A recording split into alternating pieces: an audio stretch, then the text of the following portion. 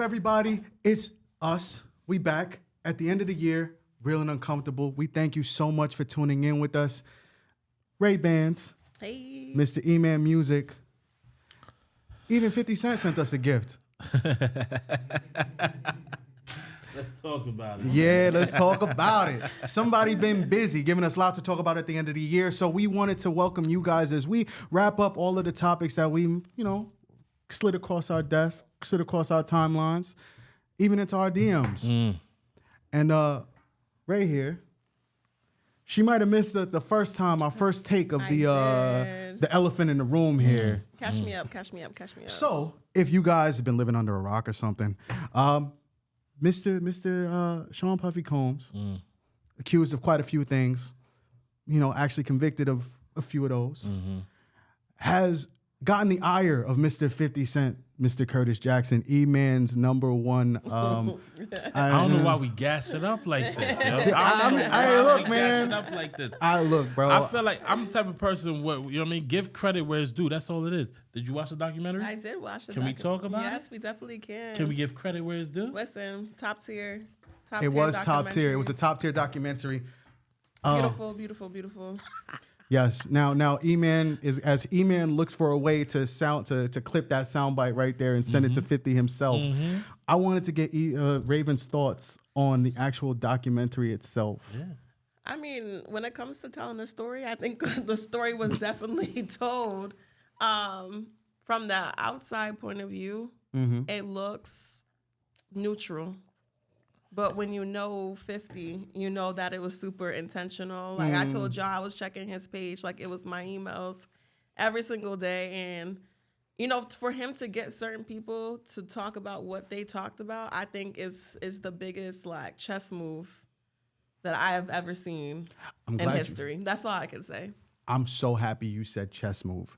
Because me and E go back and forth on this. He thinks that I'm like not trying to give 50 Cent his credit.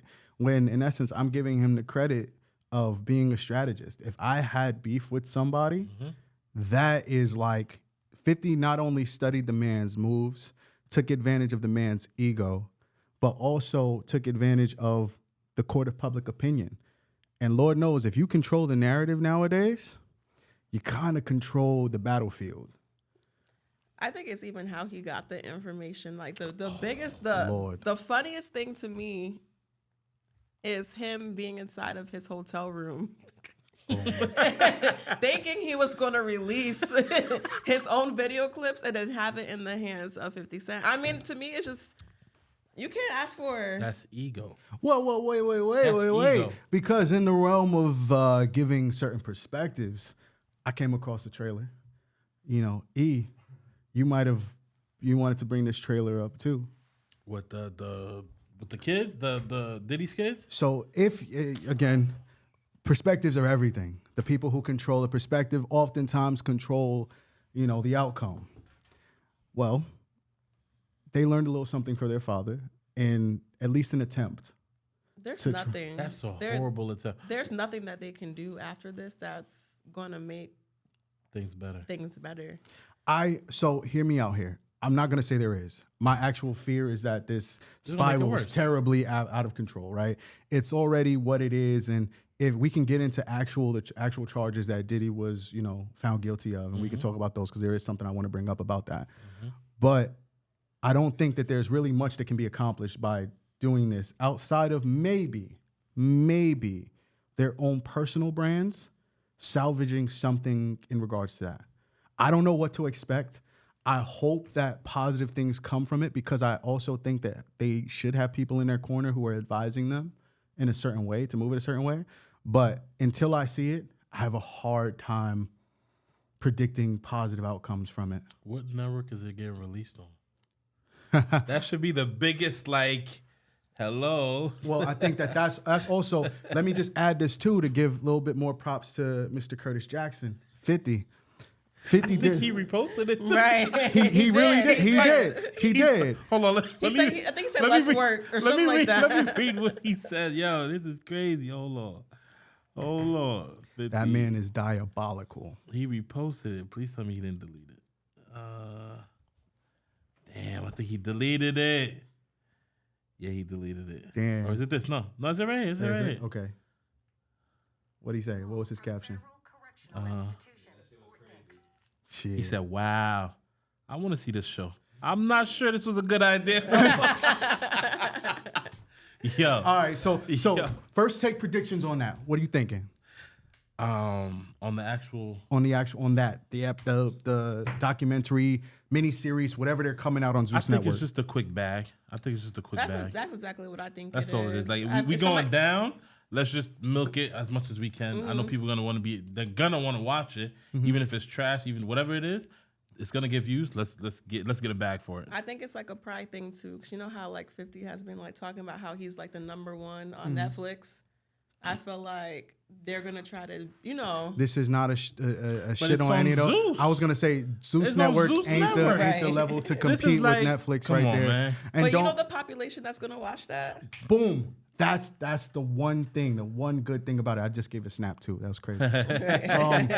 Listen, we gotta come into the new year with something different. Lean right? with it, rock with it, or something. No, but that's one thing. When I was talking to some of my friends about it, it was a point of the audience that you now reach, because for what it's worth, 50 also capitalized by putting on a Netflix an audience that maybe not necessarily knows the context of hip hop all the way. So a lot of Diddy's story is new to them. A lot of Diddy's escapades and storylines and all of the stuff is not the rumors that have circulated hip hop for decades. It's brand new, right? The people who watch Zeus may view it with a little bit more grace and maybe be a little bit more supportive. I wouldn't say grace of Diddy. I don't know, man. I wouldn't say grace. Some of the 50 documentary, right? I think it did a great job of breaking down things that I felt like were overlooked in the court trial, right? There's a lot of people who got hung up on the potential sexual assault stuff, right? And then especially the DV stuff with Cassie that led into this whole thing, right? Or at least was the precursor. The one thing that it overlooked tremendously was his business dealings, right? How he dealt with certain artists and how it felt to be signed to Bad Boy and how he generally went about business. The reason for that was also because the outrage wouldn't have been outraging enough. The outrage primarily came from the DV. The outrage, primarily came from the allegations of sexual assault. That's a big part of it. Yeah. I'm not confused. No. All that 50 did is take what was there and just showed it to y'all. No. So give you a timeline. You didn't feel some type of way when Homeboy said he woke up in his bed? And Bro. Absolutely. Bro. Absolutely. But hear me out here. This is something that's like, I'm not saying that sometimes needs to be a catalyst, right? There needs to be a shock value. If people feel that Diddy was doing things like this forever, right? And these are things that people may or may not have heard about. It wasn't until there was an actual thing that got people moving in motion about it. I don't know, because I think we spoke about it. I think for me, when you see something, it hits you more lot visceral. differently. Yeah, I can tell you, my homeboy got beat up. He got, you know what I mean? But until he But if I walks show you the video, Yeah. you're going to get a different type of outrage. That's I think true. that's what happened with this. And I think that outrage also came from the amount of people it was done to. Yes. Yeah. So not just... It wasn't just one person. This was a pattern. Right. So it created, that's why I say 50's documentary, I had to give him props because it created an emotion, right? An emotional response out of people. Even if you might have like, okay, yeah, I heard about some of this stuff before. Yeah, I know that. Say even people's rumors about whether or not certain outcomes happen with legends, right? Or even how Diddy came to power in Bad Boy, how he built those things. Seeing the people who potentially suffered from it is like, whoa. That's right? exactly what it is, yeah. Right. So I don't know what this new one if it can change the narrative of it. There's nothing they can do to change. It was number one on Netflix. It beat what's that called? Stranger Things. Stranger Things. It beat Stranger Things. Like, it beat Stranger Things. There's not much that they could do. Like, I think this is really a quick money grab, and that's it. I honestly feel like this is just the beginning too. Okay. For Diddy? Like, I feel like things like come in threes. First Cassie did her lawsuit. Yeah. Then the Netflix thing came out. So I heard rumors that there's more footage, there's more stuff, but they couldn't fit it in. Oh Lord! Yeah. Now my man dropping a sequel. Yeah, part 2. And he will. He's gonna. I think he's gonna make a Power spinoff. Diddy. You know what the craziest part was? Wasn't there like rumors or something that he felt the way about Empire because Empire was supposed to be Did he? was loosely based on him? Yeah. He said, or he felt like it was loosely based on him or something like that. It probably was. Yeah, I don't know. It probably was. There's a lot of stuff in regards to that. So I want maybe one more final take. Like I'm posing with this question. Diddy does have a sentence, right? That sentence obviously is gonna end at some point. What happens after? That's up to Diddy. No, I feel like there's so much damage that has been done that his legacy is cooked. I don't think people are gonna want to be around him. Mm-hmm. I don't think people money's not gonna be he's too toxic. Yes, but also with someone with that type, I think he has a disorder. Mm-hmm. A mental disorder? A mental disorder. And I think it's narcissistic. It's just ego. Well, okay, we can dive into that. I think somebody with that type of mental disorder, it always leads in a crash out. Because when somebody's so used to having control and you're stripped from it very suddenly, especially in a situation where you thought your narrative was going to be put out there before that control was taken away from you, he's going to do something drastic. I mean, to get that respect or control back. And I'm not saying that he is going to get it in the way that he wants to receive it, but he is going to try to do something. I look at it like this, right? There's two ways that things can kind of unfold because I don't think he's completely banned from any industry. And he does have a lot of influence just off of his name. Who's going to want to work with him? Hear me out here, because not all the time do you have to be publicly facing. Now, him, maybe, what Suge say, you dancing all in front of the artist and right? Maybe that's an issue for him. But there are plenty of other people who work from behind the scenes. I don't think that it's an end to his, I think that, the way that the world works. Yeah, I seen that. Yeah. What's that? The funeral flowers that he sent to 50? What? The funeral flowers that he sent. Did he send to 50? There was a post that 50 posted where after the documentary dropped, he had a show. Yeah, he had a show, and he received flowers from Diddy, and they look like funeral flowers. Funeral arrangement. And it literally. He was, okay, 50, well, 50 you said potentially. Okay, that's pretty dramatic. What kind of gay shit is this, Diddy? Oh my God! Send me flowers at the club at 11. Why all the foreplay? Get busy. You know I'm stupid. That's basically saying like, yo, bring it. Yeah, bring it. Stop playing with me. Just do it. Yeah. If you're gonna do something, do it. Let's get it. I'm ready to. Yeah. You try to get stupid, I can get retarded. You know what I mean? Like. So I don't know. We saw his other casualties. So that was the one. That was the biggest takeaway from me was the illusion, and he did it in such a poetic way where there's no outright accusation of anything from the perspective of the narrative voice. It's only people's testimonies and allowing the viewer to draw its own conclusions. Yeah. And that was the masterfully done part of this documentary was that everything that he put into it was to allow you to draw your own conclusions. Right. So there is one thing, right? Now, this is something, and let me preface this by saying this is not in defense of Diddy. Mm. This is more of when we have our conversations about just the way certain structures are created. Mm-hmm. And yeah, sometimes you take advantage of them for whatever you believe justice is. But the Mann Act is basically what Diddy was convicted of, right? That's the act that allows people to be convicted of sex trafficking or transporting people for the purpose of debaucherous behavior or whatever else. That was what got him. The origin of that, if you look that up, it is very much so to come at powerful black figures, men in particular, because at the time, the issue was that those powerful black men that were shining and everything else had a fancy for a lighter hue of female that the government didn't necessarily like at the time. So, I don't know. My thing of the legal system is always like, we got to be careful about what's going on behind the scenes. What's going on behind the scenes. And right, and it's not to say that certain people don't deserve certain things because everybody's karma is their own, right? People create the bed that they lay in. And as what we've seen, if everything, even half of what we've heard was true, kind of believe that this stuff played its role. Judgment is everything. And I'm going to make a little bit of a little rough transition because I just thought it was funny. You sent me a post not too long, and our girl Ice Spice didn't have the best judgment in my eyes. Oh my gosh. SpongeBob? Yes. She's sick. Go ahead. Y'all want to explain it? What's your thoughts on it?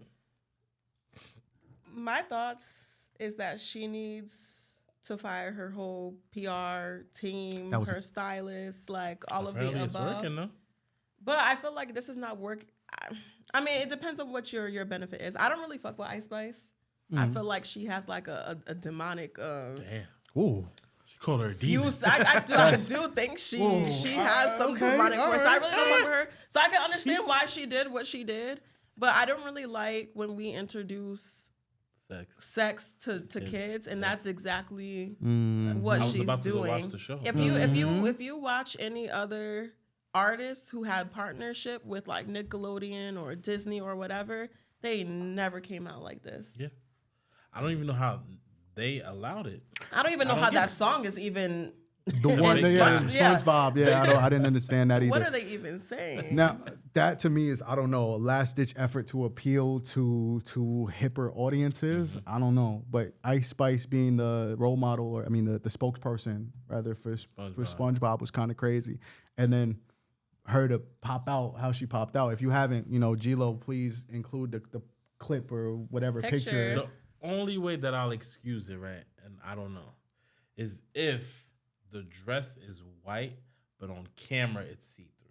Because there are dresses like that. There are dresses like that. Well, this wasn't that, brother. This baby was sheer. This was lingerie. You know what's so crazy to me? Like, you go to Disney, and they put dress codes for women all the time. Like, the tube tops, the skirts. You can't show too much. You can't. You're around kids. But she can be on video. So, like, why didn't Nickelodeon set that boundary and be like, we're not releasing these pictures? You get what I mean? Like, it's all an agenda, I feel like. Nickelodeon has its own questions to answer because... Oh, yeah. Y'all seen that documentary, too, right? So that's a whole different thing. But as far as her PR team, they should have been ahead of that. That's crazy for them to even allow that to be the thing. And I know, like you said, you were about to take, your son to go see. And I know other parents were prepared for that too. And those who have seen the movie, at least from what I heard, they said that it is not for kids. Appropriate. It's not appropriate for kids. The movie's not for kids? The movie is not appropriate for kids. They have a lot of sexual stuff.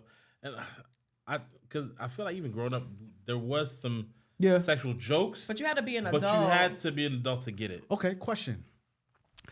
Is it more likely that they're just more blatant? Or that kids are more exposed? I think they're trying to desensitize kids to a lot of things: violence, sex, drugs, Diddy, like all for. Wow. What's the play though? What's the why? What's the play? The way the world is going, even like with like this ChatGPT thing. Like, our kids becoming so reliant on a computer system. Like, if we don't use a skill, you lose it. We lose it. Yeah. And if you depend on a skill, then you have to use that skill every day to get things done. What's going to happen? You become a puppet. So I feel like when you have all of these videos consisting of sex, violence, and drugs, and you become a puppet, what are you going to end up like? I think that there's also a level of like, who are you personally to fight against those type of influences, right? Because the influences were there when we were young too, right? It just so happened that we might have had stronger support systems to get us away from it, right? Like, first of all, music, movies, parental discretion is advised, right? Not having that parental discretion could have led to a lot of people going off the deep end of trying to imitate lots of this shit that we saw. Today's stuff, I think it's just vacuumed pipeline straight to your house through the internet. And the internet, for us, through our formative years, eventually we had access to the internet, but the internet wasn't what it was, I used to have to buy the CD, you know, Yeah. and ask my parents to buy the CD or whatever the case is, or go on LimeWire and download it myself. But I had to play it on a speaker, Right. so then my they had- parents could hear what the fuck I'm listening to. But these kids, Look, even that, right? Like the websites that you get access to, the viral clips that go crazy, Twitter, Instagram, right? I think Instagram just created Something for teens. teen accounts where like now it cuts you off from certain things. And even that said, a couple clever lies and you probably have an adult account anyway, right? bro. First of all, I had Twitter in high school, stopped, and then when we met Shorty in Florida, she was like, "Oh, add me on Twitter," and I added her. I went on her Twitter. Oh my god, Which Shorty was this? There was just some girl that we ran into She in had, like, Miami, an but OnlyFans like, or yeah, she had an OnlyFans. That's really what it is. And all her, I like, there was like coming into the camera. I'm like, just damn. immediately like, and that's, That's not me. That's not is that me? Yeah, I'm on Yeah. I'm My outside. bad. I'm outside. But it felt like I was had me. 3D glasses on. All the Just whoosh. squirting in the camera. I'm like, oh my god, backspace. But that's also a thing too, right? It's like nowadays, forget being desensitized. As a society, we've literally accepted and embraced certain aspects. Yeah, I can't use Twitter no more. Yeah, you meet somebody Yeah, if outside. you're in a relationship, get the fuck off of Twitter. You meet somebody outside. They say, "Let me add you on Twitter," or even add you on Instagram, and the link in their bio. Now Instagram is still cool, but like Twitter, people like let's say They if they got post an straight up. OnlyFans, It's just Yeah. boom. They they'll just post their content and on then Twitter. there's no like There's no filter. yeah. warning. No, You're right. There's no like it's just boom. You I just just gotta like- go. You just gotta go. It's just boom. I don't log on to that no more. Yeah, yeah. It's crazy. Any given moment, you just don't know what's boom. next. You can't watch it in public. Don't open open Twitter Twitter on the in train, public. bro. Don't open Twitter in public. Yeah, for real. Yeah, that shit is bananas. I feel like even like TV now too, like you can see like men penises like in movies. I didn't know that.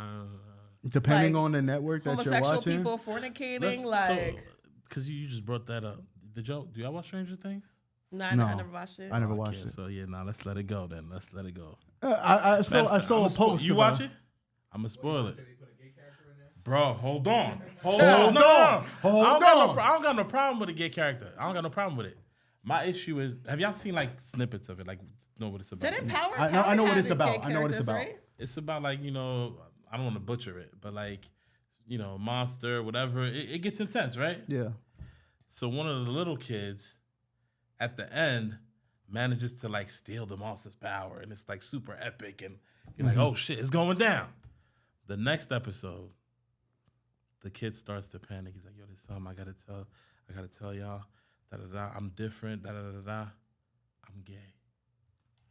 It was like like we did all it of was that. like shoehorned. 5 seasons. It all was of that it was just to- shoehorned into that. Yo. Yeah. The crazy part is that we knew he was gay. Like, whole time, The whole right. time. So it's Yeah. like 5 seasons. I we think know that you're sounds gay. like comedy to me.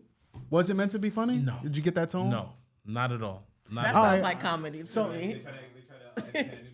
Literally, Yeah, that's what it is. I feel like that's what it is. Yeah. Maybe it Bro. was supposed to be one of those like heartfelt. He finally owns who he is type of situation. But let's look at It the sounds type symbolic. of show it there's is, a though. Like, monster and son. there's a monster killing everybody, and y'all, he had a whole not an intervention, but like a whole powwow to bring everybody together, just to let them know and it's like they all get up and hug him, and there's a whole monster trying to kill y'all. Yeah. What are y'all doing? What are we? Yo. Yeah. Yo. Whoa. Wait. Oh my god! Oh my god. Whoa there, But I gentlemen. think I saw a meme like that. How do you get rid of the monster? Yo, hold jokes. Yo, jokes. Well, Stranger Things. What is it? Season 5 out now. Season 5, man. Number 2 on Netflix. Number 2 on Netflix. All right. Question though, have y'all seen Nicki Minaj? Nah, what she do do? Oh now? my god! Oh gosh. What she do? Yeah, so she was just recently on stage with Erica Kirk Oh. talking about how men should be men when she was talking about them being like homosexual. which I found so funny because a lot of her supporters are gay. The Barbs are heavily. Yes, Barbs are barbing. So Yeah. a lot of them are canceling her because of the statement she made. Really? But she also has a song out, right, about Clark Kent or whatever his name is. Not Superman. What's his name? Charlie Kirk. Clark Kent is crazy. Clark Kent. Oh man, you just got wrong DC. Wrong DC. You just got us wild points with the red states Right. calling that boy Superman. That's crazy. But yeah, I haven't heard that. No, yeah. That's honestly kind of crazy because literally her fan base is. She switched up, like, and she's supposed to be performing for Trump. And she called him a handsome savage or some shit like that. I want to know what that bag looks What like. that 'cause bag- I know they put a bag for her to do that. Would you be like a Trump advocate for the right amount? Like, yo, you gotta post a couple things. We'll give you $750,000. Oh, Gilo, you saw the email, right? I'm fucking with you.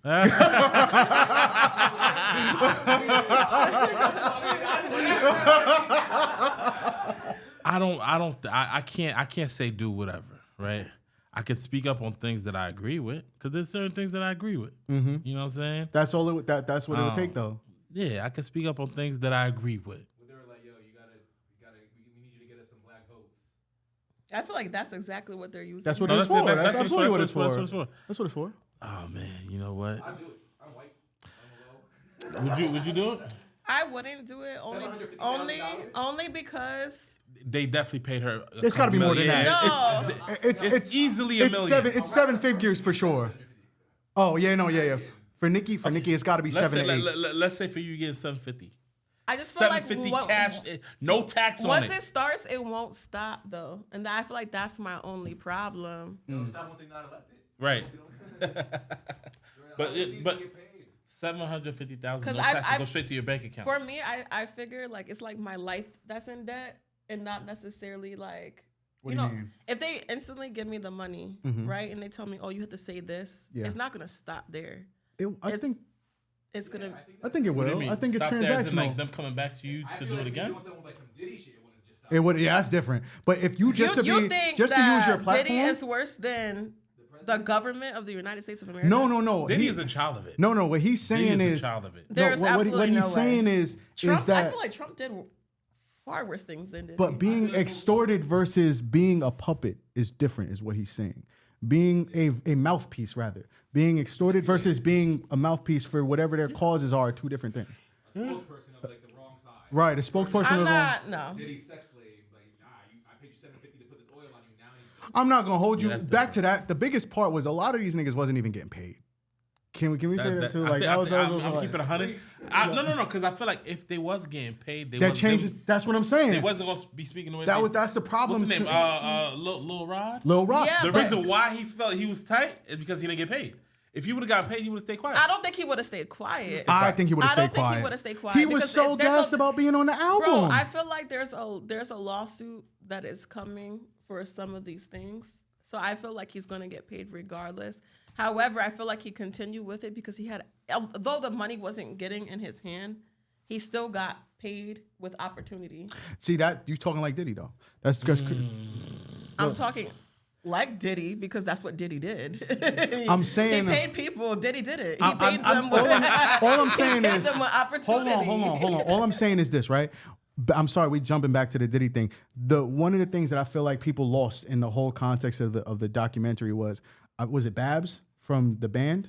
Yeah. She said that she took her contract to an attorney, and the attorney was like, "Well, you'll certainly be famous, but you won't be rich."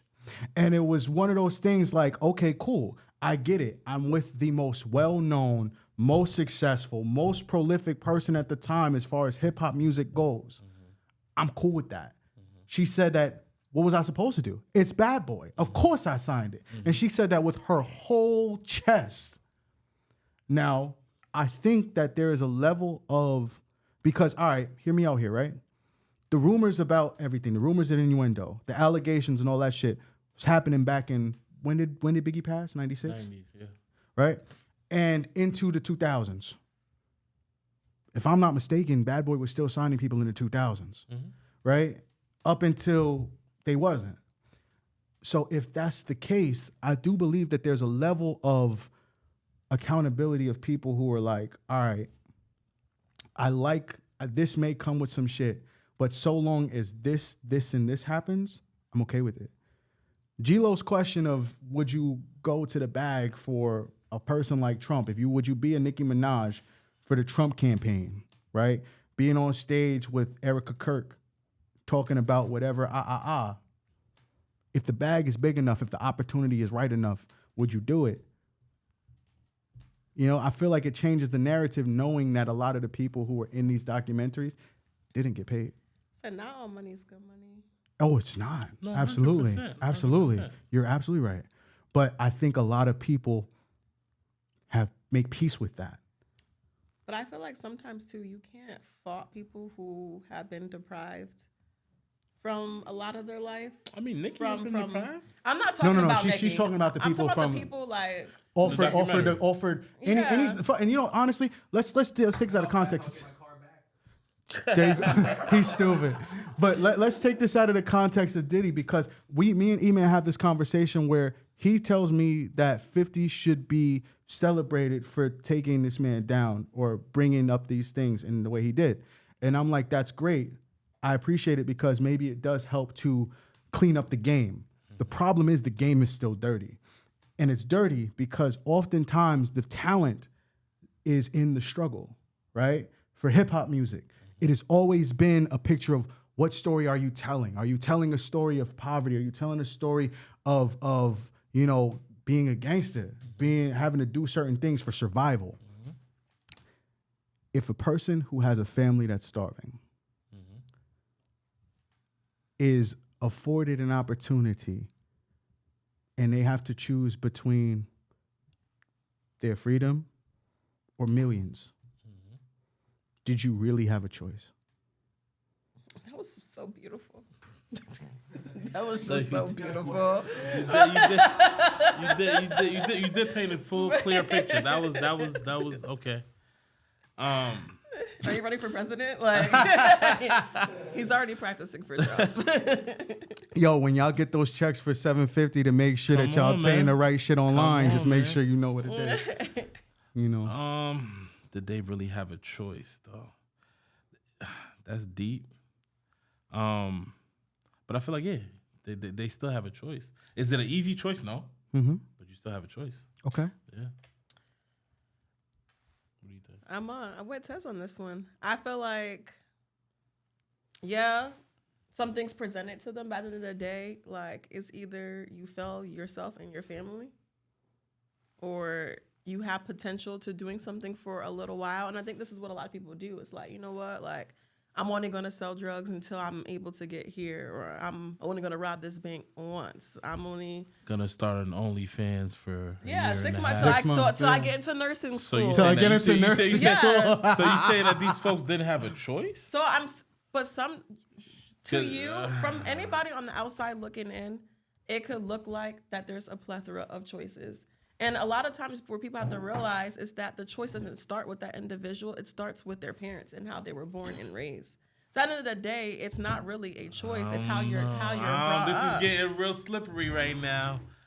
Look, man, I don't mean to put the onus of accountability on everybody involved, but I do think that it's important that we put shit in perspective. Mm-hmm. So I like that you brought up the person who says, I'm only going to sell drugs for this point. The person who says, I'm only going to do an OnlyFans for this point.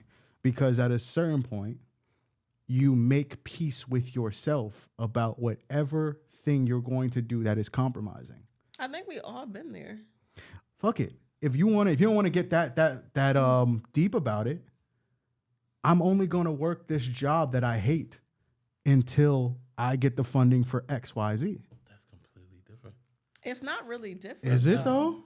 Yeah. I feel like if a job goes against your morals and who you are and your goals, if you need that job to get to a goal, it's not unrealistic. I got a friend, right? What the job is. Hold on. I got a friend of mine, right?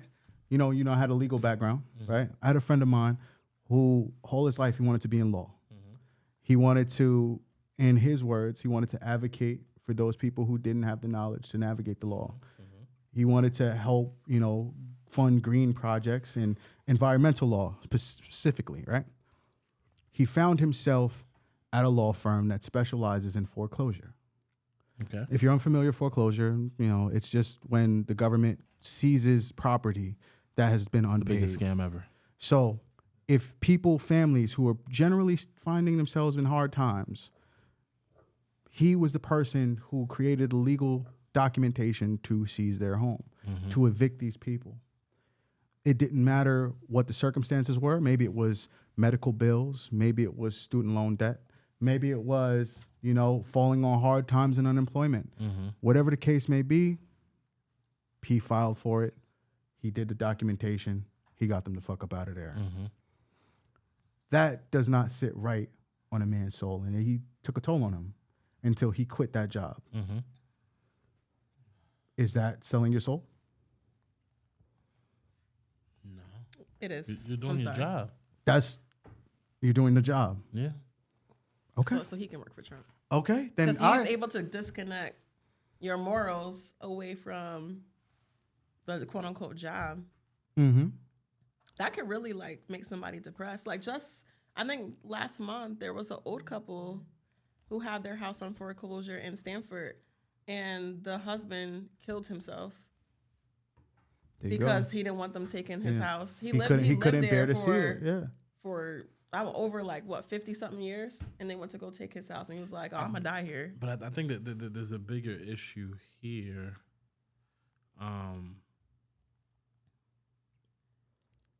That's a tough one. This is the same way, and no offense to law enforcement, but this is the same way I look at black cops. I'm just like, but that's what I'm saying. 'Cause how can you work? So it's not about the cop per se. It's about the rules above them that we got to work on. Yeah, so but when it comes to foreclosures, it's the way that it's designed that we got to work on. But if you know that the law is designed to lock up your people, why are you choosing to? Let me hit you with it, right? If you found out that the educational system is designed to make people fail, would you work for it? To make people fail? Yeah. And I had to be a part of them failing? No, but if you just found out that the way that the education system is. No, I do think there's a difference though, because How? if you're the person, right? If what you're doing is a direct, leading to the consequence of failing, then I think that this works. But if you are just playing a role in it, it's different. What would be the difference? Because my man's who is dealing with the foreclosure, he's literally, he sees. So the thing about law is there's oftentimes ways to circumvent certain outcomes. Right. His job was to represent the banks. Yeah. No, I've been in a courtroom for that. Literally. So, but I've had to deal with that. You know what I mean? Right. So I know what it is. So in that regard, I'm saying that his job was to make sure that you lose the house. Yeah. There's a difference between saying I'm a lawyer and the legal system is not favorable for these people versus I'm the lawyer who's taking your shit. Okay. And this is where once again the system needs to be changed. The system is always the problem. Because there are people, right? Let me put it this way. You buy a house, you get in the house, you stop paying for the house. It goes into foreclosure. What is the bank supposed to do? Just give you the house? No, I don't think that's that. I don't think that's the problem. Those are scenarios, and those are the scenarios that these lawyers are there for. What happens is people fall in the cracks. Something, actually happens, whatever the case, documents are messed up, whatever, they fall in the cracks and they lose their house that way. You get what I'm saying? Man, you're looking very red over here, brother, and I appreciate that. No, but I'm keeping it real. It's about people falling through the cracks. So hear me out here, right? When it comes to those things, right? The systems do need to change. There's a lot of other systems that fall, again, medical bills. If the same medical procedures and treatments that can run you, 5 to 6 figures of treatment are maybe $500 overseas. Why is that? Because of American systems, right? To have an overarching change would be that. In terms of people's decision to play a role in certain systems, I think is what we're getting at. Yes. So is that compromising to one's? His main thing is saying you can't preach one thing and then calls the thing that you're preaching about. I think that's all he's really saying. Is you can't say, hey, I'm pro-black, but you're the reason why black people are failing in a certain area. I agree with that. You can't be, hey, I'm pro-LGBTQ, and then be talking about let's men be men, like Nicki Minaj did. Okay. So I think, and this is where we got to separate it, right? Because she could be okay with the LGBTQ community listening to her music, but she might not want that lifestyle being forced on her kid. She made music for them. Right. As adults. So I might be I don't know. Action movie. No, I might be an action movie star shooting guns and da da da da da, saying F you, F that, F you, and movies for adults. But I don't want y'all to push it to the kids. Right, but I think that the messaging of, all right, so I would say that this would be the alignment of Nicki Minaj's message if she was opposed to some type of educational thing about LGBT stuff in schools, right? But she wasn't. She wasn't. She said men should be men. Do you think that men should be men? Right. All I'm saying is that when it comes to your stance on it, if you are one of the people who benefits from it, it's also a weird decision. It's compromising to your positioning. So those same people who made decisions that are compromising to their position, is that not on them to, you know what I'm saying? They're accountable for that, for the outcomes? It's a tricky one. It's tricky. It's all right. It's tricky. As E-Man contemplates the messages of life that I just brought to, we gonna move on to something that I do want to talk about. I want to introduce a little bit of a moment where we, bring some clips that we might have seen on social media. So I want you guys to get engaged. Make sure you send us some of the stuff that comes across your timeline that you feel like will make some good conversation, or even just feed one of our perspectives. Help me out. You know what I'm saying? And just allow us to engage in a little discourse about y'all topics. E, do you have a clip that you want to bring up? Trying to find the clip. If you got one ready, I would say you go ahead. All right, cool. I got one. And because Raven generally believes that I am on the misogynist soapbox. Are we doing something different today? Oh, that's crazy. This bothers me because I do think it's something that does need to be voiced. It's a clip from one of my favorite pages, and in it, a woman is talking about how men in relationships may or may not be threatened by their women being successful. So I'm gonna play the clip for these guys. G-Lo's gonna hopefully do some editing magic so y'all aren't just staring at us, staring at a screen. And I will if you send me the fucking thing. The more success I achieved, the more threatened the people I was with. And it wasn't, me throwing anything out there or anybody's face or what have you, but again, it's what they were taught. Because if they were taught at a young age that their job was to provide for this woman, or they had this from observation or what they were told, this playbook of what it is that you do to kind of keep a woman or gain interest. And so you meet a woman who's able to do all of that stuff herself, and you're questioning, where do I fit in? What do I do? We're not looking for that. We want partnership that we can build with. And so it can be very threatening to some men, not all, because I'm not one for generalizing. I don't believe it. But it can be very threatening for men if they don't know, if they've been told their whole life, this is how you secure, this is how you solidify a relationship with a significant other, and you meet someone and that's like, nah, it's already done, Yeah. Oh man, I'm so. What did she say that was wrong here? I'm confused. I'm just really confused. okay, so E, you want to start this off? Because I think you had a couple of opinions about this. No, I just feel like women who have that perspective live in like Delusion. Delusion. How? Because it's not real. Like women are not. Can we agree that men and women are different? Yes. Can we agree that most men and most women look for different things? Yes. Okay. One thing that I could say is most women, right? I don't want to say all, but most women could never be in a relationship with somebody that they provide 100% for. That would never last. They're not built that way. Men, as a man, if I'm in a space where I'm taking care of everything and I'm appreciated for it, I can live with that. So I feel like you're misunderstanding what she's saying in the video. I think she's saying that men have an issue when a woman is able to provide for themselves and he has nothing else to offer her. Okay. She's not speaking on the perspective that women can't be in a relationship with a man, although she is saying that she can. But she's basically saying that because you guys were raised to be a provider, when you meet a woman that you can't necessarily provide for, you don't know what to do. You know what? Okay. I hate that you're right. Okay. But hear me out here, right? This is fuck.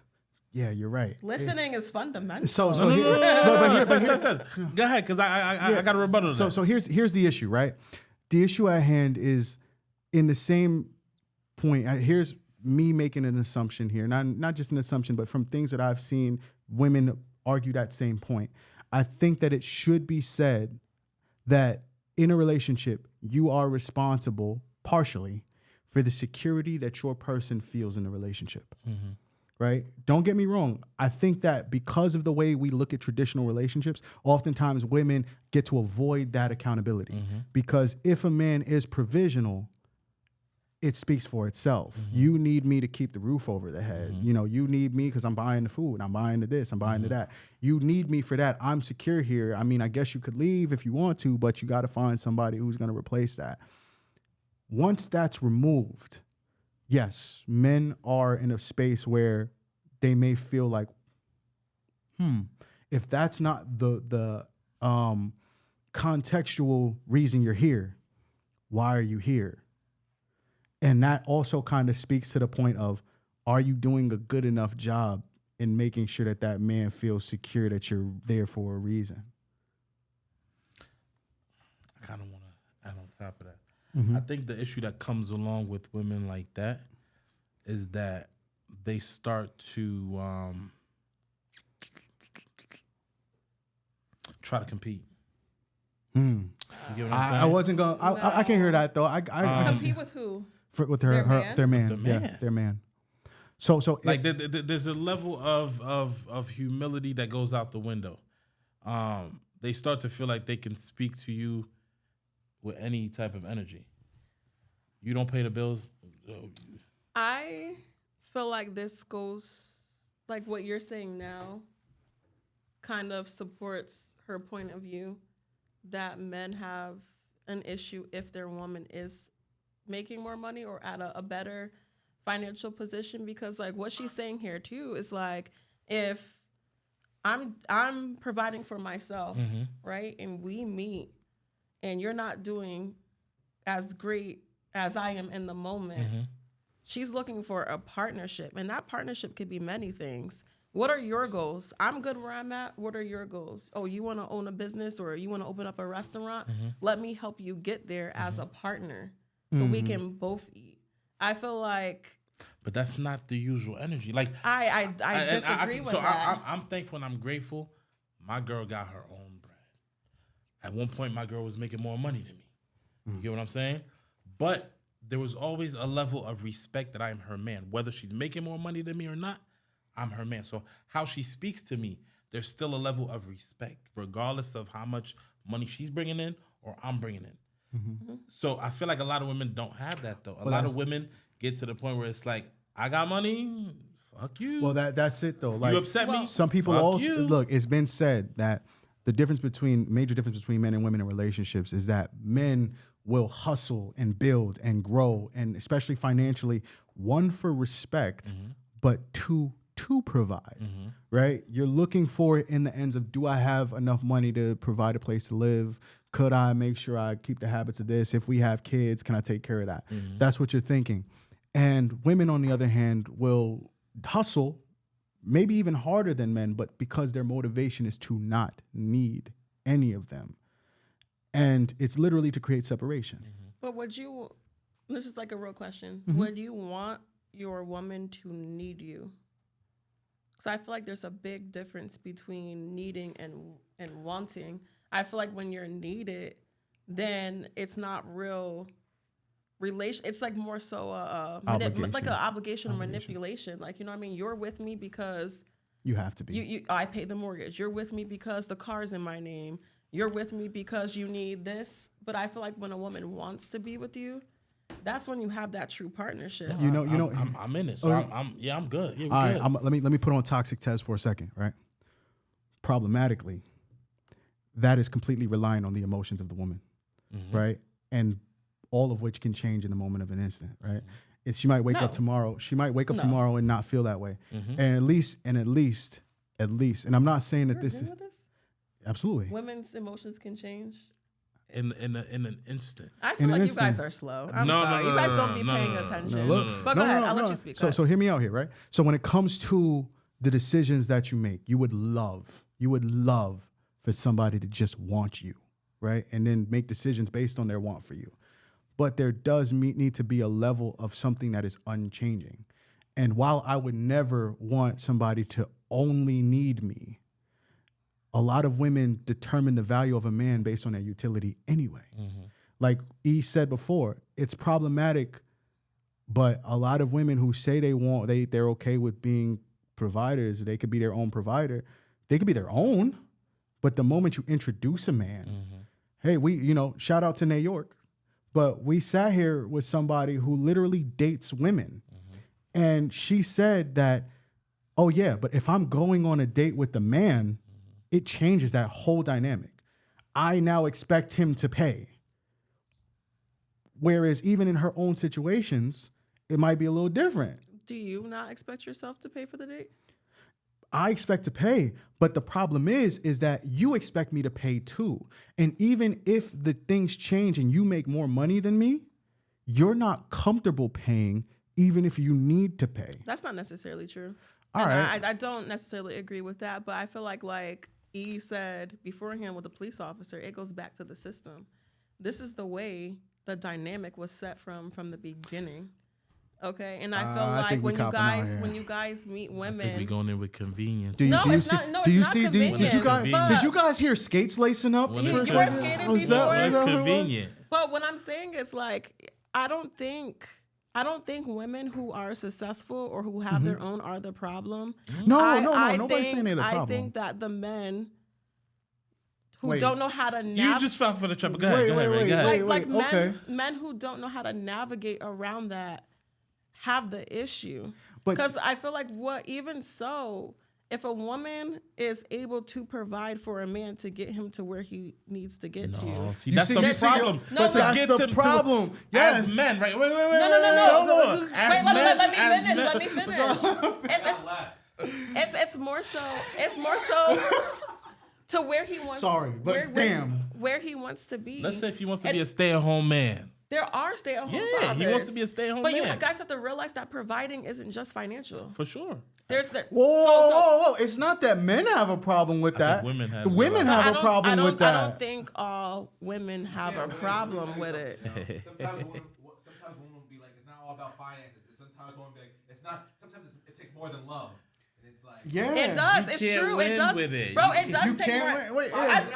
I feel like 40 million, whatever. Yo. $40 million. So like, still got. Girl still left. It's still left. I feel like every woman's different, right? Okay. Me, how I was raised, it's to get it by any means necessary to get it out the mud. That's fair. Like I worked, I think like 4 summers ago at a bar with a master's degree, and they were talking to me like, "Why the fuck are you working here?" Like, but at the end of the day, can we take a moment to acknowledge that you are an anomaly. No, I'm not. So you can't. I'm not. not. No. Though. Hold on, Ray. Yo, clap it up for Hold on, Raven yeah, being come something on, man, different. come on, Let's man, go. come on. Look, No. The problem that I have is that you're an anomaly, and you're trying to put all women up with where you, you're at, and they're that's not. the But reality. okay, but vice versa, all men aren't the way that you guys are at. I feel like the reason why a lot of I got a compliment with a straight. That's what's up. A lot of women. I wasn't talking to you. I didn't see this hand raised this way. It went like this. A lot of women started providing for themselves because there are very low tier men in this world. That's real. I completely agree with that. So at the end of the day, when you meet a mature woman, and I'm saying mature, not somebody that's looking for somebody to take care of her, but somebody who's got their own, what do you have to offer? And it's not financial. It's I feel like it's similar to what if she has her own home, has her own car, has her own career. How are you going to help her benefit as a partner? So here's the problem with what you're saying, Ray. Is that, and this is the issue, unfortunately, with every most successful women. I'm not going to say every, we can't say every. Even the women who even the women who do, and the women who achieve are still looking at it as, I have all of this, I am still looking up, right? I only want to either have somebody who's above me, or if you're below me, I'm only here for you to give you the step up. I'm here to give you the boost. You're on the clock. You're on the clock. Real question, though. Hold on. There's an obligation for you to improve your scenario so that this makes sense. It is not a matter of where if we flip the roles, right? And say like the millionaire test, right? Millionaires will go and like they can go bag a girl at McDonald's, and it's fine because they're looking for different qualities and traits. The things that they're looking for her to bring into the relationship is a level of softness and care that maybe isn't measurable as far as income comes in. Whereas a woman who, even if she's in male-dominated spaces, has proven herself to be this successful person, this dynamo in business, is still looking for a dude to be the man of the crib, and I mean that financially, not even just in the space of love and protection in that. I feel like there's two things that we need to ask here. Yeah, what's up? Right. So I feel like one of the things I can't agree on is that women look for a leader. Right. So I feel like in this situation, when you meet somebody who has been leading herself, the person who needs to come up needs to have the characteristics of a leader. Because like, for instance, like if your friend who is broke tries to give you financial advice, are you going to listen to them? No, probably not. Well, it depends. If he's telling me how he became broke, if he's telling me how he became broke, I gotta know how you got I'm just saying, like, Right. let me see what you. Okay, yeah, all right, that makes sense. I hear you though, Ray. I hear you though, Ray. So I feel like in these type of situations, like you guys are too hyper focused on the women trying to compare herself to the man as if you need to be better.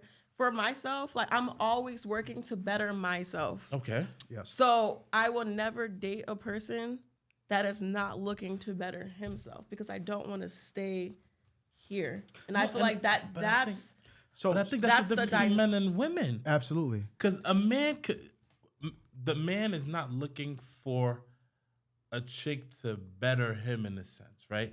He's looking for a chick who can hold on. A chick who could create a peaceful environment where he can flourish. So she could be at home, not making a single dollar. She could be at home creating that space to where you go to war. When you come home, it's peace. Okay. All right. Wait. Can I what I'm just say saying? one thing though Go ahead, before go we ahead. go? Please I feel like on my life, I do not see this dynamic anymore though. Which is why we have the highest divorce rates that we've had. In majority of the situations that I see, all of the women I know that are in relationships She's making me want to go home and kiss my girl. are working. Look, it's hard out here dating. All of these women are working, and 9 times out of 10, they're in a better position than their man. I think a lot of women are dating down. So and I'm sorry to say, but they are. Two things here, right? One, that just kind of speaks to the level of competition I don't think that women actually understand, is that when women were introduced to the workplace in certain spaces, you now occupy positions that men could have positionally had. Yeah. But now that's not saying that wasn't given to women. Hold on. Let me give me a second. Give me a second. No, that's crazy. He's wild. Look. I will say this. It's this. That's why you try to straighten Right, that shit that's how off. he got rid of it, right? I wholeheartedly believe that a lot of those women earn their spaces. And honestly, if you look at especially black women, the most educated group and demographic per capita, problematically speaking, one of my issues is that when we look at the infrastructure that goes to support, and if we assume that black women are dating black men, the infrastructures that go towards supporting the education and access to opportunities for black men have suffered, right? So if you have intentionally, and if you have black young boys thinking that their only roots are music, sports, then you also have a group of black boys who are suffering from the idea that they can't get into STEM, they can't get into medicine, they can't get into law, they can't get into engineering, they can't get into finance. Finance, we are probably one of the most underrepresented groups of people. And that's not to say that, it's black women's fault, because it's not. It just so happens that impacts our demographic to the point where we have groups that now have changed what it is. Black women are higher earners. If you look at the totem pole of earners, I think that black men really are at the bottom. And it's yeah. You got to pull the facts up.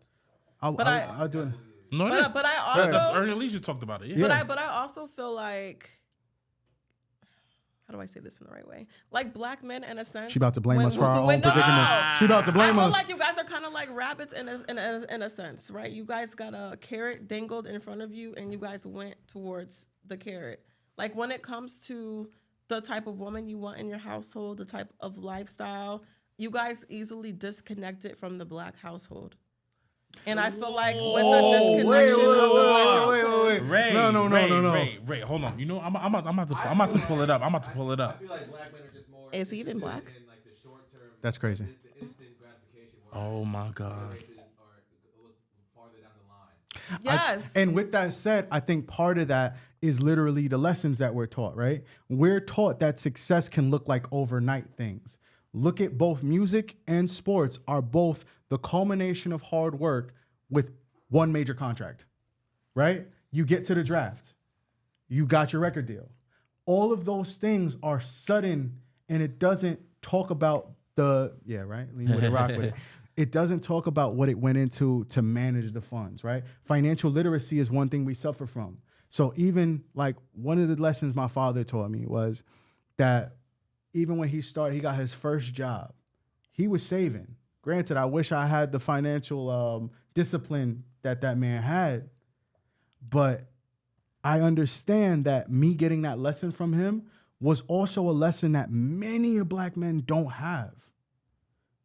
Regardless of all of that, one thing that I wanted to talk about was the point that women will inherently want leaders. You mentioned that. What do you see as a leader? Me? So like my view of a leader comes from my father, right? And I know you guys have these like daddy, whatever. Damn, things did she just point men. at my father? No, but because you're always saying like, oh, women are constantly looking for someone to replace their father, but that's not necessarily like the case. No. I think go ahead. I'm basically saying like for him, it's just someone that I can depend on. His word was bond. If he told me he was gonna do something, I didn't have to check to see if it was done. It was done. Right. If I called him here to tie my shoe, he'd be like, where are you at? Send me your location. He will come and tie my shoe. I'm not saying that like slaver is somebody to do something for me, but I feel like that's what it sounds like. Let me point this out though. No, it's not. Let me finish. Go. I'll let you land. Go ahead.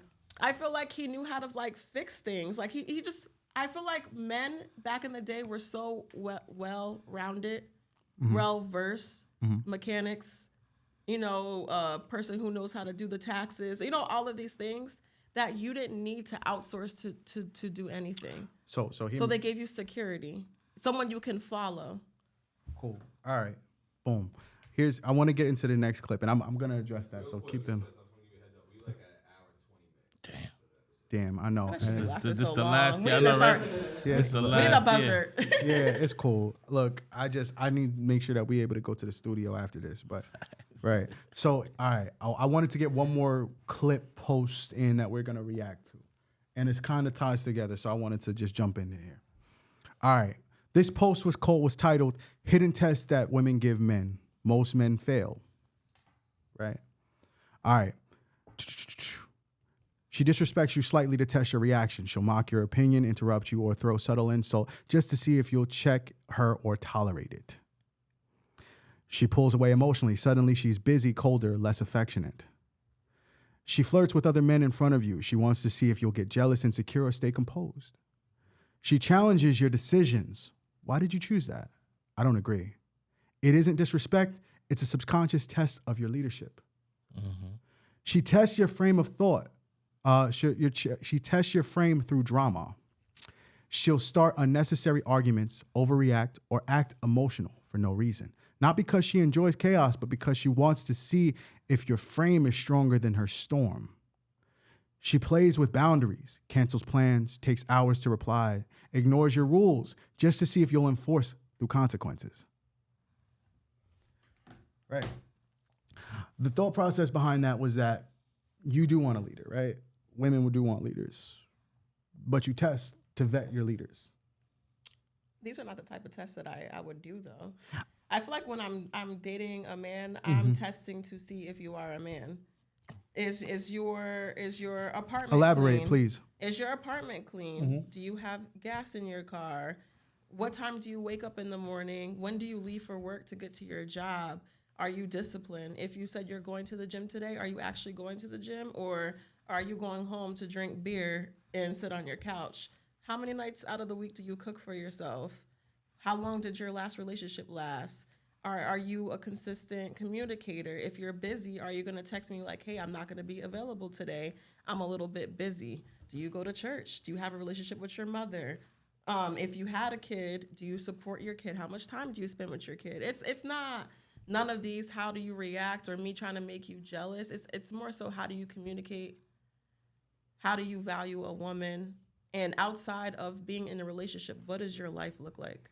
So all of those things sound phenomenal. And I don't want it to get lost in the post that it's less about the intent and more about the outcome, right? The post frames it as these are intentional things that women do to, vet your reaction. I think that less of the reactionary or, intentional stuff, it's more about observation, right? You see, therefore you react.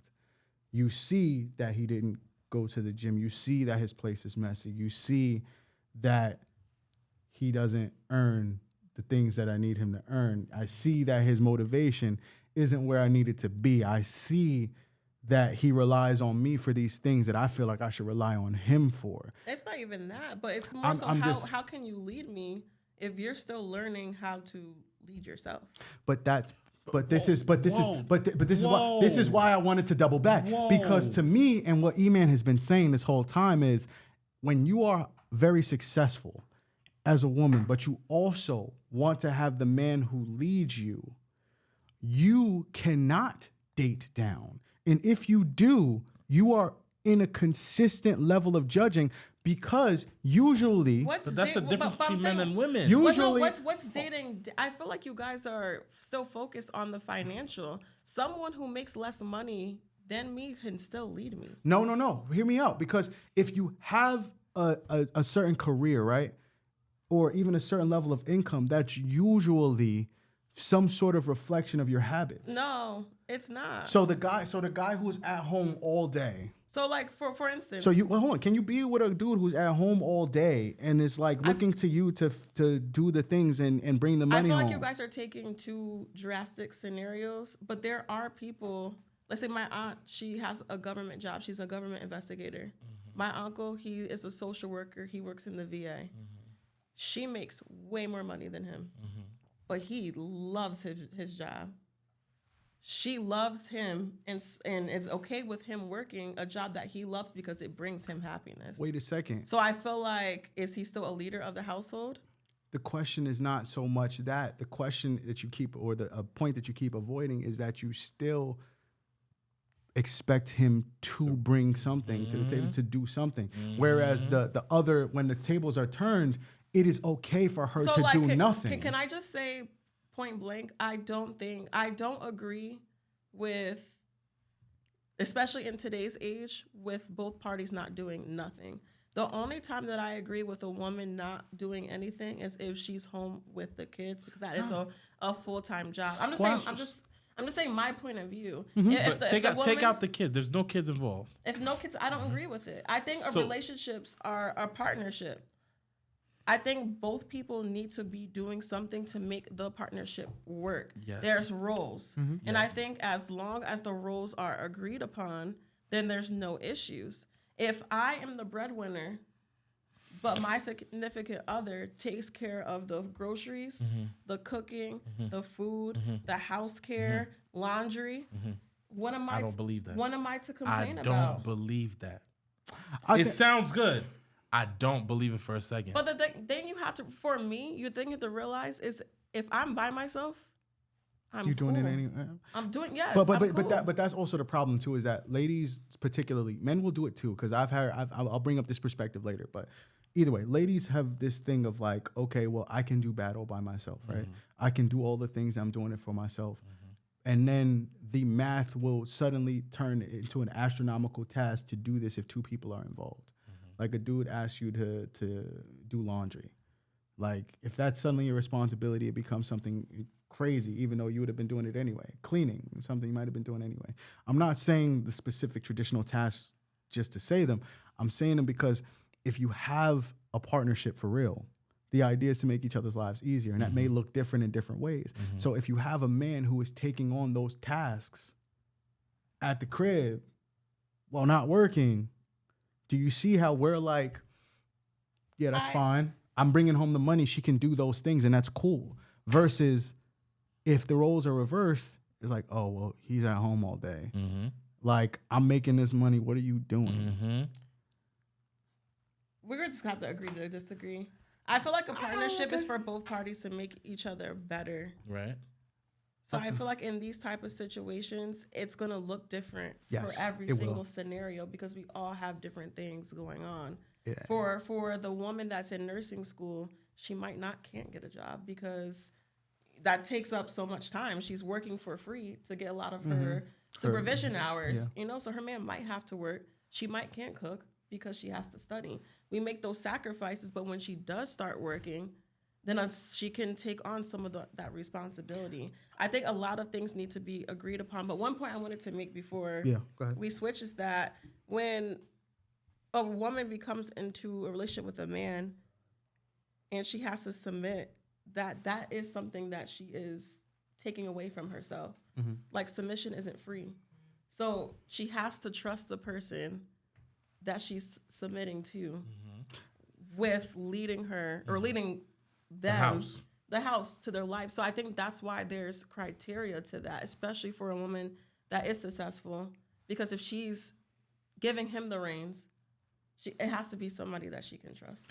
I absolutely love that. I agree with that. And I'm so happy you said that because that brings me to the next and last clip that I have for everybody here. It actually speaks to the idea of submission and leadership. So here we go. Because this is the thing. I have signed up for you to lead me. We only can go as far as you can see us going. So if you don't see the expansion that I see that's on your life, I'm going to be trapped in this mediocre place when I know God has the ability to take us so much farther. So it's not a matter of me pushing you, telling you what you need to do.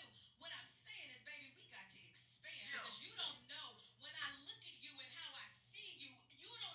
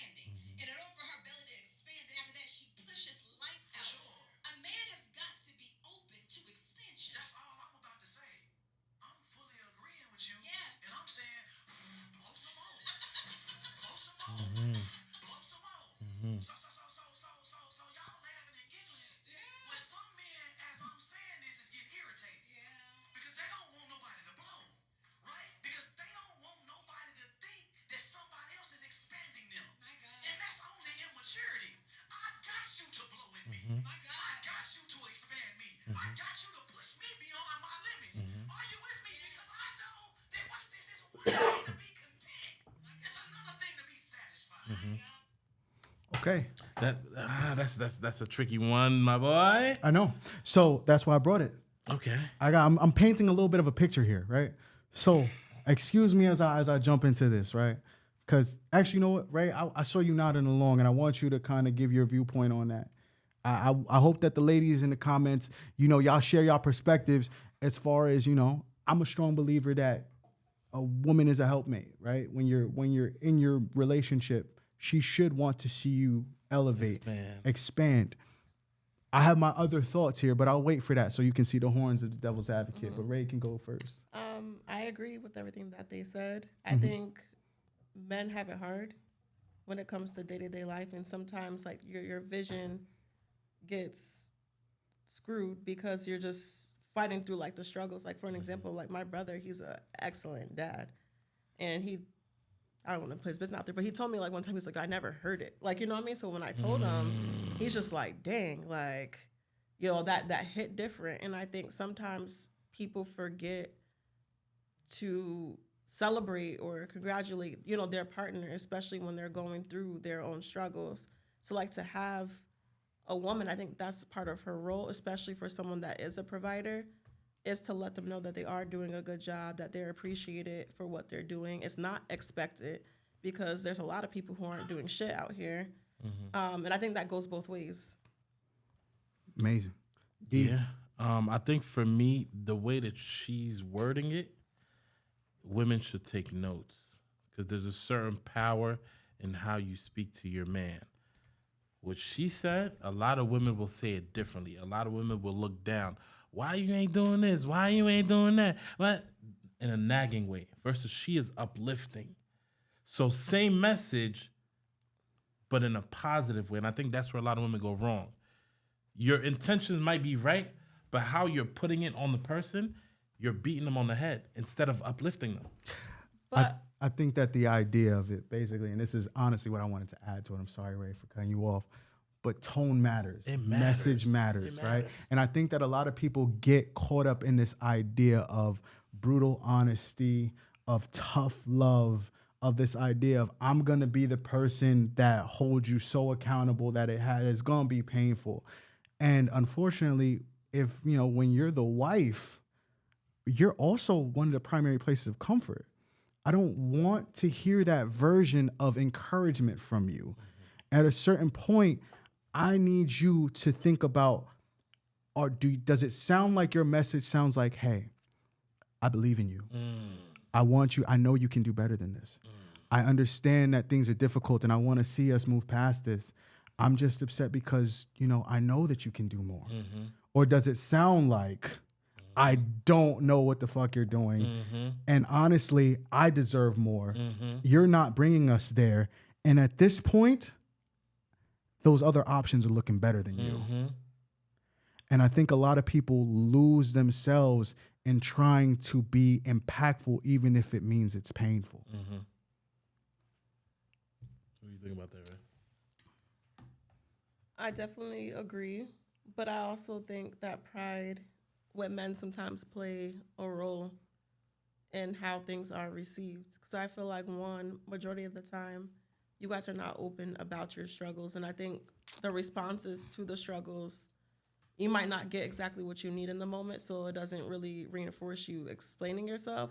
But I think the lack of communication on what you're going through definitely prevents somebody from helping and supporting. But two, when advice is given, I don't think it's always received. Because I think that kind of pokes at an insecurity that you might have in a certain position that you're in. Because I feel like there's been times where, I'll try to speak life into people and it's met with, oh, I'm good. Like, I got it. I just got to blah, blah, blah, blah, blah. And to me, that just, as a person who communicates with people all the time, it just shows like you're just very restricted. You're shut off. Yeah. So I like that you mentioned not just the insecurity, being open to receiving certain things, but just the fact that men's pride, right? I do think that there is a level of pride in everything. And I will say that as men, I know we're taught, your ego's a bad thing. Your ego motivates you to do a lot of things. Your ego can reframe itself as, I know who I am. I need to do this for my family. Mm-hmm. I'm the only person who can do this for my family, so I will do this for my family, right? That still needs a level of care because I don't know, well, you know psychology, you know, the id, the ego make up the person. So you have to deal with care, both of those things. Even if it does mean, you know, stroking the man's ego to do that. And hear me out here. Sometimes men need to communicate better. Shutting down, and there's a level of, damn, I'm going through this. Is it But safe though? There, I appreciate that. Is it safe though? Because I know, or okay, here's the safety part, right? Do I feel like if I share this, I will be judged? Do I feel like if I share this, the first thing will be criticism rather than comfort? But you guys feel comfortable staying with a partner where you don't feel comfortable communicating with? Yes, because I think that unfortunately for I'll speak to myself. I'll speak for myself. I might get vulnerable, guys. Yeah, okay, I'll speak for myself here. I almost don't expect women to have that comfort. At least in certain things, I feel like the line of what you guys can accept and still view me as the person I need you to view me as is here. And if I have a falter, a failure that puts me here, I'm going to feel it. I'm going to see it in your demeanor. I'm going to see it in your energy. I'm going to see it in the way you look at me. I'm going to see it in the way you want to make plans with me. I'm going to see it in the way that we talk about our future. And that changes the way I communicate because I don't want to be the one who puts the pin in whatever I feel like we could be. I feel like this is all new for me. It is. I feel like in my serious relationships, I feel like I've always pride myself on creating a safe space for the person that I'm dating. Even to a point, I know that, people aren't open sharing certain things. So I make sure I'm vulnerable, with the person. So it's not always you tell me something and then you feel judged. No, we're going back and forth. I'm telling you about my traumas. You're explaining, what you feel. We come to, I don't know. I just feel like Men and women are built differently. We built differently. And I really think that there's certain things that women can't handle in a relationship. That's why I want to bring it back to the previous post I said. That previous post was not so much the intention behind the tests, but what the revelations change about your pursuit of this person, right? You see the guy, you get into an argument with the dude. Even if it was an unintentional one, he flies off the handle. What does that say? You know what I'm saying? You test his boundaries in terms of X, Y, Z, and he kind of just goes with the flow. What does that say? You look at the way that he interacts. This is dating. No, so people date to learn the other individual. I don't think that there's grown women testing people. No. But I'm just saying that the crossroads of it all, right? The overlap. Some of it is not intentional. Some yes. of them, it's literally scientific and survival. It's the same thing. I just recently seen this dude, his girl was going out and he was like, "Oh, I'm sick." And then the dude, and she ended up staying home. And every man in the comments "Oh, she left. I would have cut her off." I feel like everybody has their scenario where they want to see how their partner is going to react. It's not just women based. No, I'm not just saying it's women. I'm just saying that from the perspective of men sharing and communicating those in those spaces, there is this understanding that we are dating. Even when you're together, you're dating. Even when you're married, you're dating. And by dating, I mean you are trying to figure this person out. You are learning this person, and you are learning whether or not what they do, how it impacts you. So if he knows that, damn, if I tell her that I'm sad about some shit and it's stopping me being able to function. Who are you guys dating? I feel like there's women out there who can't date someone who's not emotionally available. I'm just really confused on your history. It's not necessarily about being emotional, because I feel like I'm emotionally available, right? But okay. There's certain. I know you're not. You're not gonna say nothing. There's certain things that I just can't. Not that I can't say to my girl, right? But that if I tell her in the moment, she's gonna be like, "Oh, babe." Da-da. After that, her brain is gonna start spiraling. You. That's it. I'll give you the example. When I got the surgery, that wasn't expected. You get what I'm saying? So when things get hard on me, it's like, babe, what's wrong? Nah, this is what's going on. Da da da. Of course she's there. Months later, when we had that conversation, she told me it really messed her up. That's it. You get what I'm saying? It wasn't, she loves me. I know she does. There's no question about it because she was willing to, whatever it was. Yeah. But I'm supposed to be the guy that protects her. But it messed her up how? Because she didn't see me as the Superman I was. It ruined the image. Yeah. I literally couldn't do it. That's what she said. It ruined.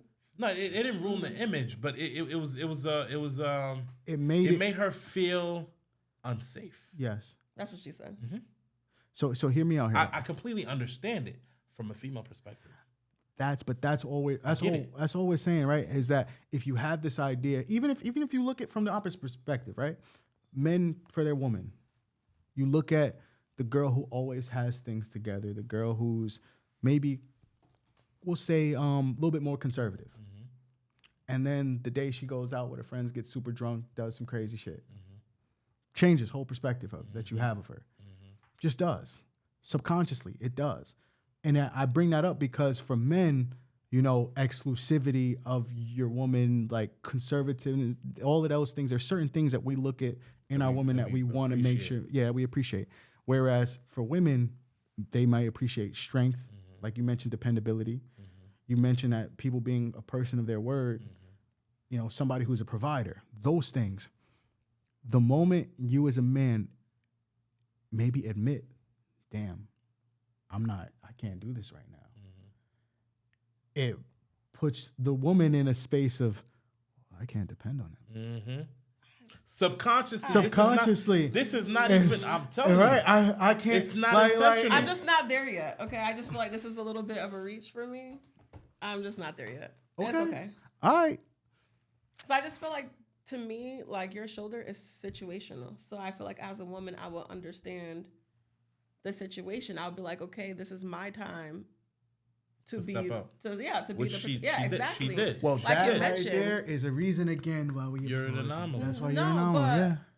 But once you're back to health, then we can talk about who switching roles. Am I the Don right now, or but even getting back to health, right? Because it's a thing to where you have surgery. Yeah, it's healed. Mm-hmm. But you still can't do all the things you used to do. So physically, you look like you can, but inside you can't. Mm-hmm. You see what I'm saying? So I get what you're saying, but I'm not. I don't know. I think we're thinking of protector, provider, like all of that differently. So I think it's more so of a characteristic traits than I'm talking about. I think that it's... Oh, no, go ahead. I feel like your characteristic traits won't allow you to change who you are as a person. I don't think that relationship dynamics, unfortunately, allow for that. Like we talked about infrastructure systems, where we are literally programmed. We're trained. This is what we go into. Even the idea of the tests, right? We had this conversation before the podcast about the tests, and you were like, well, men test women too. And my response was, that's true, but men are literally trained to accept and expect the testing. Like, we know going in, we're going to get tested. I feel like it's the same way. I feel like, if anything, women are programmed since birth to abide by a man. We're taught to cook, clean, present ourselves a different type of way. I feel like ever since I was like 10 years old, my mom was like, "Oh, sweep your room. You know man's what? Gonna want nobody." I'm gonna revert to a little toxicity right now. Fuck that, y'all not, because it's 2025 and every other post is talking about how it's not this and it's not that, and you're not doing this, y'all not doing that.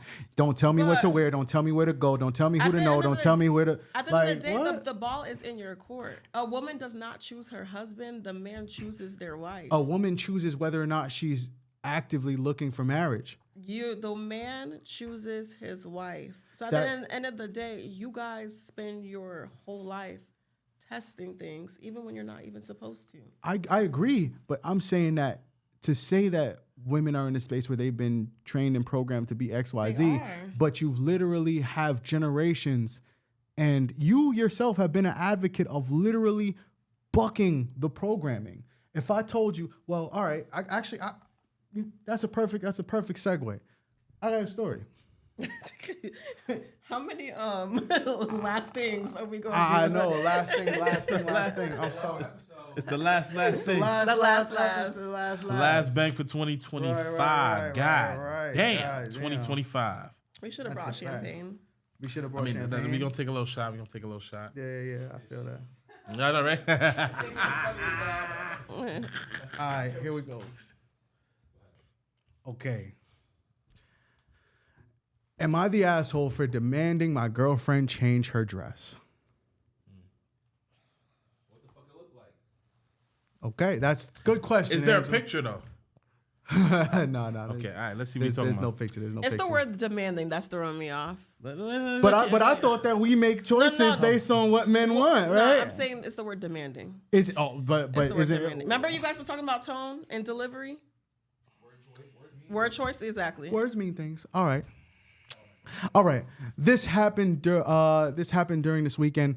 Me being in my early 30s and my girlfriend in her late 20s, I was invited to a wedding ceremony of my colleague and would bring someone with me. I asked my girlfriend that I've been dating for about a year if she would join me, and she said she was really happy because apparently she loves weddings. As she comes out and looks really beautiful, as she obviously put in the time to fix her hair and makeup, she was also wearing an off-white dress that was rather ornate. I told her that she looked stunning, but I asked if she could change to a different colored dress for the ceremony. I'm not one for etiquette by far, but one of the few things that I've heard everywhere is that you should not wear white to a wedding unless you are the bride. Mm-hmm. She became pretty upset and wanted to know what was wrong with her dress. I said that it would be inappropriate to wear white or off-white during the ceremony unless you're the bride or like wedding-in-law or something like that, trying to lighten, I told her it was wedding law in order to make it a lighthearted jab. She rolled her eyes and told me that was some outdated tradition about women and virginity and that all of her friends who got married, everyone wore white and it's not that big of a deal, that none of them wore white and it's not that big of a deal. I told her about the dress code, told her that you could wear something else, but dressing in a way that it's white or almost white, it'd be problematic. Okay, so my girlfriend became really upset and told me that I was trying to control her about what she was wearing and that I was being very abusive, which honestly made me really upset, kind of hurt. I said something along the lines, well, fuck. Well, you shouldn't go to a wedding with an abuser then, and told her to get the fuck out of my car. Okay, she began crying, wanted to apologize, give me a hug. I told her, don't worry about it, just get out. He just had to clarify, he didn't just drop her off in the middle of nowhere. They were still at the crib, so, yeah. Right. I drove off. She called and texted me a bunch, told her I don't want to talk about it right now, turned my phone off, attended the ceremony, and the bride was the only one at the place wearing white, as I thought. I asked other people at the wedding. They told me the same thing, that, yeah, no, it wouldn't have been good if she wore white. Mm-hmm. Am I the asshole for telling her to change? He's not the asshole. I feel like she's an asshole. I feel like in this situation, this goes to show that this girl has no respect for anybody. Anybody, no consideration for anybody. And he kind of dodged the bullet because everybody knows that even if you're unsure, like there are untraditional weddings, but if you're a guest to somebody else's wedding as a plus one, I would never even have thought about wearing any type of white, any light shade of anything. So the fact that she was willing to do that and didn't even accept his advice to change as being his guest goes to show she don't respect people. She don't respect him. And she wants to be a main character. And yeah, I mean, a lot of attention. I'm happy that situation happened. So he could have dodged that bullet because a lot of attention-seeking behavior there. Yeah. Word. And then and I just assume that this is a white woman. Oh, but Lord. I just feel like the white woman tears at the end. Like, come on now. Like, no, you are not the victim. I don't know. There was no color photo attached to the story. So, but I will say, like, that's one of those That's crazy. That's crazy.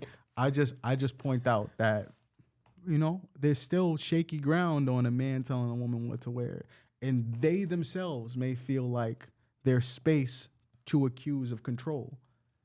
Even though you're telling me that you raised to abide by certain things, like, are you really? If the mere mention is like delivery and who it's coming from definitely makes a difference. You're going to the club and you got on a dress that's midway through the thigh with the little slit on the side. Yeah, but if he was like, oh, baby, say that for home, blah, blah, blah, blah. This is supposed to be for me. So if he's... So all right, so now we go to E-Man's point. Is it a safe space for you to honestly say, hey, babe, I really feel like that you're giving things out to other people and you're looking for the attention of others and not for me? I feel he's insecure. I feel like men need to date women that they feel comfortable communicating with. You just said, though, that you wouldn't have accepted it. He would have had to put it in the perspective of, you gotta, hey, baby, why don't you say that for me, baby? The thing is, like, okay, if I have an issue with something that my man is doing, right? Let's say he's getting too comfortable with, like, a coworker or something. Mm-hmm. I'm not about to hit him like, oh, stop texting that bitch. Why not? Because that's not how I communicate. What would you say? I would ask questions, and then I'd be like, listen, I feel uncomfortable with how long you guys are communicating and when you guys are communicating. And I'm like, if this is an option that you want to, explore, let me know. But if not, I feel like there needs to be some boundaries set. Like, you get what I mean? If somebody... How would a man say that to his girl, though? Huh? Let's say a girl has a guy best friend and the guy wants to express those feelings. I feel like it's this, and I don't think this is, I think it's gender fluid. I feel like he can say it in the same way. But I feel like that foundation of communication in the relationship needs to be established in the beginning. I think people react off of their emotions so much that their delivery ends up being toxic, whether or not it's from their past or their present relationship. I think so. The person doesn't want to receive the toxicity because the delivery was disrespectful. I think that a lot of people use terms like toxicity, insecure, and all of those things to mask the fact that they know the behavior that they had is something that's unhealthy. Mm-hmm. I think that when it comes to those type of spaces and things like that, they would like to preserve the freedom of their single selves in relationships. And I think that we have to understand, if you want to be in a successful relationship, you have to leave certain aspects of your single self behind. Okay, but you have to understand that people in a relationship, they don't just get into a relationship knowing how to participate in the relationship. Right. Everything is learned. Mm-hmm. And then each person you date does something differently. Mm-hmm. You know what I mean? Like my friend, she's dating a guy who texts her back and she's the happiest person in her life. She was like, I didn't know guys text back. I'm like, girl, you're wildin'. But I'm just saying, like, in a situation where a guy is constantly controlling you, let's say everything, who you text, who you talk to, they make you stop talking to your family. If you get into another relationship with another person and they are showing signs of that similar person, that may be why you call that person toxic. But the delivery is different. Then you're able to see exactly what they're saying. Somebody once told me that if you don't heal, you're going to bleed on your new partner. Mm-hmm. Okay, yes. So if you have been with somebody who's abusive, controlling in that regard, you have to understand that those things are symptomatic of extremes of behavior. And it's not so much that what they're doing is wrong. They took it too far. That's the problem, right? Mm-hmm. Like, boundaries are boundaries, but restrictions and control are abuse. Mm-hmm. Understanding the middle ground and where that stands is part of being in a successful relationship. And that said, allowing that person to voice where their boundaries are is just as healthy. And you have to understand that. Yes, you might have been through something, but then that means that's on you to get through that, whatever it was that make you triggered by such behavior. Because somebody saying like, hey, this makes me feel uncomfortable, that shouldn't make them sound insecure. That should be like I don't think they sound insecure. I think you're setting a boundary. And to me, I feel like you learn the most from your partner by how they respond to how you set the boundary. If you're expressing yourself and you tell them that, hey, I don't like something, and they're like, all right, tough titties. That's real. I feel like, to me, that's like grounds for me departing the relationship. So I'm just like, okay, you don't have enough consideration to even entertain my emotions or how I feel about something. So, I mean, communication is key. I agree. So this has been a long one. Yes, real long. I appreciate y'all if y'all stuck with us through the whole thing. If you haven't, you'll probably see some clips now. G-Lo staring at me like, damn, bro, y'all really kept me here this long. G-Lo fell asleep. Y'all should ask each other y'all New Year's resolutions. Ooh, I like that. All right, my New Year's resolution is to heal. Heal. Heal. I like that. Are we talking about from what or just heal in general? Just healing You in general. gonna add some context? Huh? I just feel like You can hear, goddammit. She was talking about It might be somebody out there who's, you know what I mean, who's looking and they might need to heal. I feel too. like this year was emotionally draining, and that there's just a lot of things that I need to reflect on. So this year, I want to have a self-centered year where I'm focused on myself and where I'm going.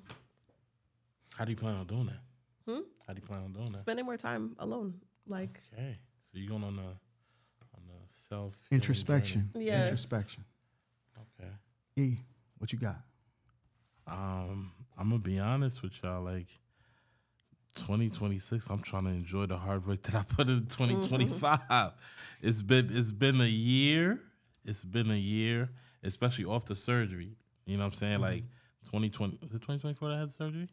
2024. I had the surgery October 2024. So 2025 was that The recovery process, and I managed to like hit every goal that I had set. You know what I'm saying?